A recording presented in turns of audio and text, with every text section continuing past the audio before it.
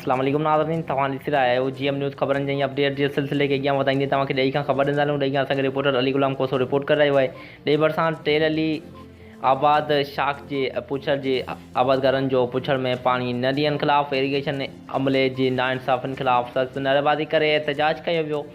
एहतजाज कंदड़नि वज़ीर अली जरवार, हैदर अली जरवार, नाज़िम अली ख़ासकी अली लौंग सोलंगी ऐं ॿियनि मीडिया अॻियां राईंदे ॿुधायो आहे त इरीगेशन SDO असां पुछड़ वारनि आबादगारनि सां सरासर नाइंसाफ़ी कंदो रहियो आहे।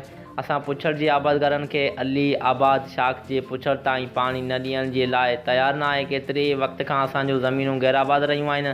असां वटि पीअण जो साफ़ु पाणी बि न आहे। जॾहिं त SDO इरीगेशन सां घुर कंदा आहियूं त असांखे कूड़ियूं FIR कराइण जूं धमकियूं ॾींदो आहे। हिन नापाशे जे वज़ीर ऐं वज़ीर आला सिंध खां मुतालबो कयो आहे त असां अली आबाद शाख जे पुछड़ ताईं पाणी पहुचाए असांखे तबाही खां बचायो वञे, न त ॿी सूरत में एहतजाज जो दाइरो वधायो वेंदो।